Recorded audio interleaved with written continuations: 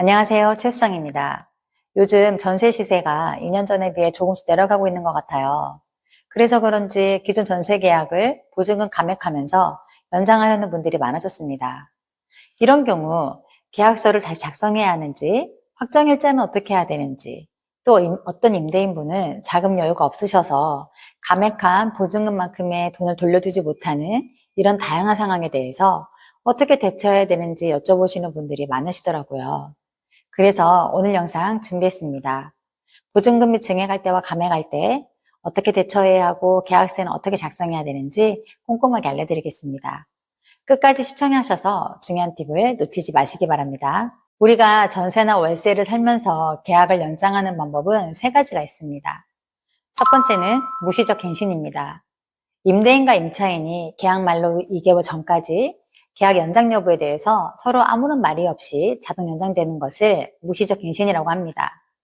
이 경우는 기존 계약 그대로 계약 조건도 그대로 유지되며 계약 기간만 2년 더 연장되기 때문에 따로 계약서는 쓰실 필요는 없습니다. 확정일자도 그대로 유지하면 되시고요. 기존 계약서만 잘 보관하시면 됩니다.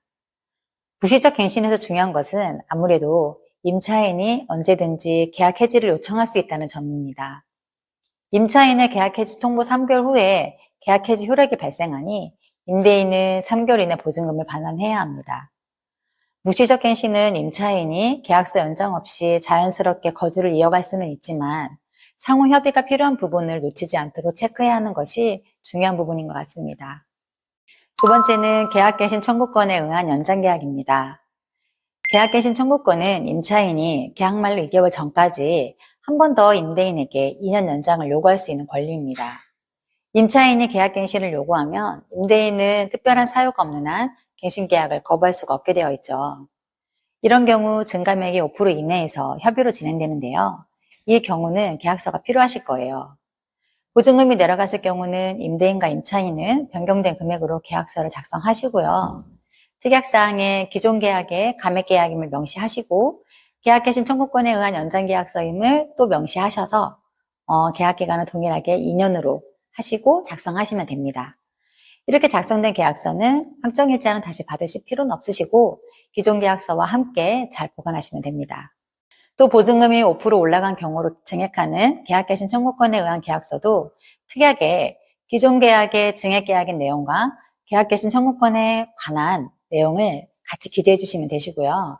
증액한 금액만 계약서를 작성하셔서 증액한 계약서만 확정일자를 받으시면 됩니다. 이때도 기존 계약서와 함께 계약서는 그대로 잘 보관하셔야 합니다. 계약개신 청구권에 의해 연장하시는 임차인도 언제든지 계약을 해지할 수 있으며 계약 해지 통보 3개월 후에 계약 해지 효력이 발생합니다. 세 번째는 재계약입니다. 전세 계약은 시세에 따라서 보증금이 크게 증감되어 진행하는 경우가 있어요.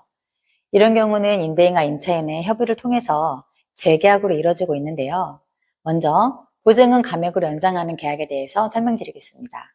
예를 들어 기존 계약의 보증금 2억 5천만 원에서 2억 2천만 원으로 감액하여 연장하는 경우로 설명드리겠습니다. 이 경우 임대인이 기존 계약 종료일에 3천만 원을 임차인에게 반환해야 될 텐데요. 보증금을 대출 없이 진행한 임차인에게는 기존 계약 종료일에 3천만 원을 그대로 임차인에게 입금하시고 계약서도 새롭게 작성하시면 됩니다. 그런데 보증금을 전세대출을 받은 임차인이면 기존 계약 종료일에 임대인은 3천만 원을 임차인 계좌에 직접 다 주시면 안 됩니다. 3천만 원에 대해서 대출금에 해당되는 금액은 대출 상환 계좌에 입금하셔야 되시고요. 나머지만 임차인 계좌에 입금하셔야 됩니다. 대출 상환 계좌는 임차인에게 전달하셔서 전세자금 대출 은행 담당자와 통화로 계좌를 받으실 수 있습니다.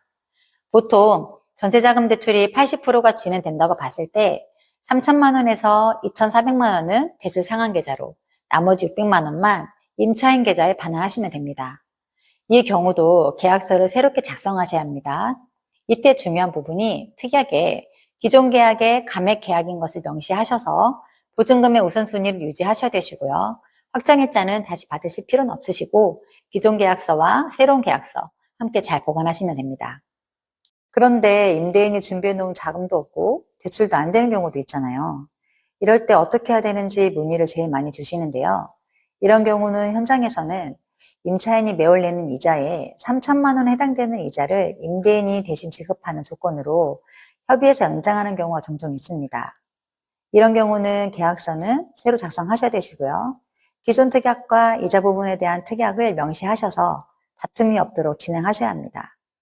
어떤 분은 귀찮더라도 매월 이자를 정확하게 계산해서 주시는 분도 계시고, 또 어떤 분은 2년치를 한 번에 주시기도 하시는데, 이것은 임대인과 임차인 협의로 진행되는 부분이니 서로 잘 조율하시면 될 것 같습니다. 이제 보증금 증액으로 연장되는 계약에 대해 설명드리겠습니다. 5%가 넘은 금액으로 증액하는 경우도 재계약으로 이루어지고 있습니다. 처음 전세 계약을 진행했던 것처럼 모든 과정을 동일하게 한 번 더 진행한다고 생각하시면 됩니다. 그런데 증액하는 금액까지 전세대금 대출을 받으셔서 진행하신 임차인분들은 다시 변경된 금액으로 은행에 상담 받으시고 대출을 새롭게 진행해서 지급하시면 됩니다. 기존 전세자금 대출과 새롭게 받은 전세자금 대출과의 이런 문제들은 은행에서 대출 상담 받으실 때 말씀드리면 잘 설명해 주실 겁니다. 또 대출을 진행하지 않으신 분들은 증액한 금액만 계약서를 새롭게 작성하시고 특약에 기존 계약에 연장되는 계약인 것과 보증금 증액 계약임을 명시하셔서 작성하시고 확정일자 받으시면 됩니다.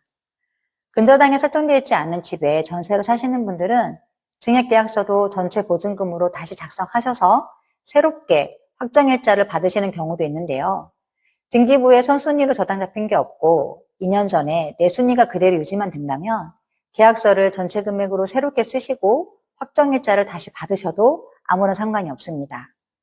또 재계약 등 새로운 계약입니다. 그렇기 때문에 임차인은 계약 해지권 사용할 수 없고 임대기간 지켜야 된다는 거 꼭 체크하시기 바랍니다. 그런데 재계약에서 임차인이 중요하게 체크하셔야 되는 부분이 있습니다. 보증금이 동일하게 연장되는 경우는 임차인은 임대인에게 계약갱신에 의한 연장계약인지 아니면 새로운 재계약인지 정확히 구분해서 말씀드려야 합니다.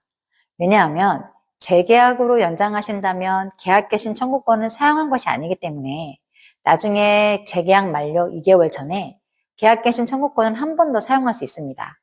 그러니 임차인은 정확하게 재계약인지 계약갱신 청구권에 의한 연장계약인지에 대해서 구분하지 않으시면 임대인과 분쟁의 원인이 될 수 있습니다. 꼭 구분해서 정확하게 말씀드려야 되겠죠. 지금까지 제가 연장계약 3가지를 말씀드렸는데요. 묵시적 갱신, 계약갱신 청구권, 재계약 이런 연장계약이 이루어질 때는 우리가 처음 계약서 작성하실 때처럼 등기부등본 발급하셔서 근저당 설정된 금액 다시 한번 확인하셔야 되시고요.